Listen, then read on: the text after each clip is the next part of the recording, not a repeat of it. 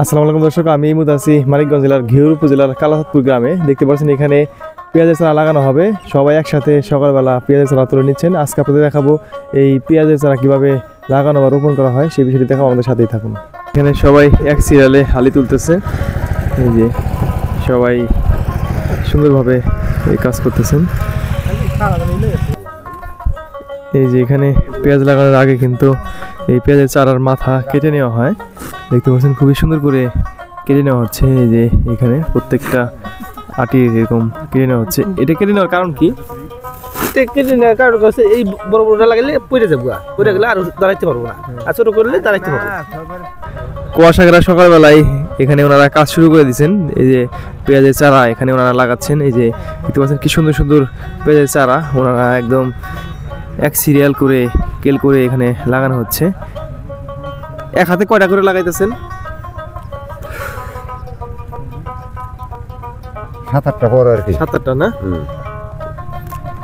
এক হাতে 6 থেকে 7টা করে ওনারা এই পেঁয়াজের চারা মূলত লাগাই থাকেন। এটা 7টা-8টা করে লাগানো হচ্ছে, একটু ঘন করে লাগানো হচ্ছে। দেখতে পাচ্ছেন এক সিরিয়ালে সবাই কি সুন্দরভাবে এই পেঁয়াজ লাগানো শুরু করে দিচ্ছেন। একদম সকাল থেকে সন্ধ্যা পর্যন্ত কিন্তু এখন সবাই ব্যস্ত এই মানিকগঞ্জের কৃষকরা এই পেঁয়াজ লাগানোর জন্য। পেঁয়াজের চারা তুলতেছে আর এক গ্রুপ এখানে দেখতে পাচ্ছেন পেঁয়াজ লাগাচ্ছেন। আবার এই যে এখানে দুজন শুধু কেল টানতেছেন। এই যে আপনারা কি শুধু কেল টানেন না? হ্যাঁ, শুধু সকাল থেকে সন্ধ্যা পর্যন্ত? হ্যাঁ হ্যাঁ। আচ্ছা, সকাল থেকে সন্ধ্যা পর্যন্ত যতক্ষণ পেঁয়াজ লাগানো হবে ততক্ষণ শুধু এভাবে কেল লাগানো হবে। আচ্ছা আঙ্কেল, আপনার সাথে একটু কথা বলি, কিরকম খরচ হচ্ছে এখন এই যে আলি পেঁয়াজ লাগাইতে এই বছর? মোটামুটি হালি পেঁয়াজ লাগাইতে 1 লক্ষ টাকার উপরে খরচ হইতেছে পাইতে। বিঘায় না? বিঘায়। আচ্ছা, 1 বিঘায় 1 লক্ষ টাকা খরচ। কারণ আমরা 3,000-2500-3200 টাকা দাম পাই, তাইলে মোটামুটি আমাকে চালান আসবো আর কি। চালান আসবো। কিন্তু গেছে বছর খেতে 50,000 করে লাভ হয়েছিল। এবার মনে করেন 3,000-3200 সীমিত কিছু লাভ হইব। তো সব জিনিসের দাম হলে বাড়তি।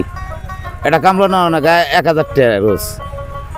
তাহলে কৃষকে যদি এই জিনিস ফালাই দেয় তাহলে কৃষক তো মরে যাবো, কৃষকের জান থাকবো না। তাহলে সেক্ষেত্রে কি করা উচিত? মনে করেন এখন আমাকে যদি পেঁয়াজটা 3,000-3500 টাকা দাম ধরে তাহলে কৃষক বাঁচবে। পানি এবং খাবার চলে আসতেছে, কারণ গ্রামের এই পেঁয়াজ লাগানোর সময় যারা বেশি পেঁয়াজ লাগায় তারা কিন্তু সকাল এবং দুপুরে সবাইকে এই ফসলের জমিতেই খাবার খাওয়াই থাকেন।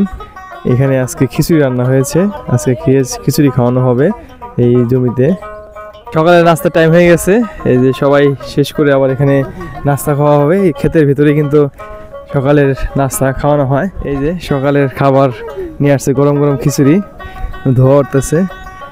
এই সবার জন্য নিয়ে আসলেন নাকি? হ্যাঁ, সবার জন্য নিয়ে আসলাম। এবার কয় বিঘা পেঁয়াজ লাগাইতেছেন? 3 বিঘা। 3 বিঘা না? হ্যাঁ, 3 বিঘা পেঁয়াজ লাগাচ্ছেন। আর এই সকালের সবার জন্য দেখতে পাচ্ছেন কি সুন্দর খিচুড়ি উনি রান্না করে নিয়ে আসছে। পায়েসও আছে না? ও, পায়েস আছে।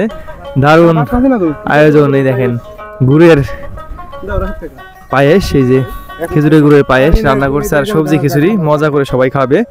আমাদের এই মানিকগঞ্জে কিন্তু এরকম সুন্দর দৃশ্য খুব ভালো লাগে, যে সবাই একসাথে কাজ করে আবার খাবার খায়। এই আচ্ছা, ফসলের মাঠে খাবার খাওয়ানোর কারণ কি? এটা একটা আনন্দ, আনন্দ এবং কি কাজ বাড়িতে গেলে দেরি হয়?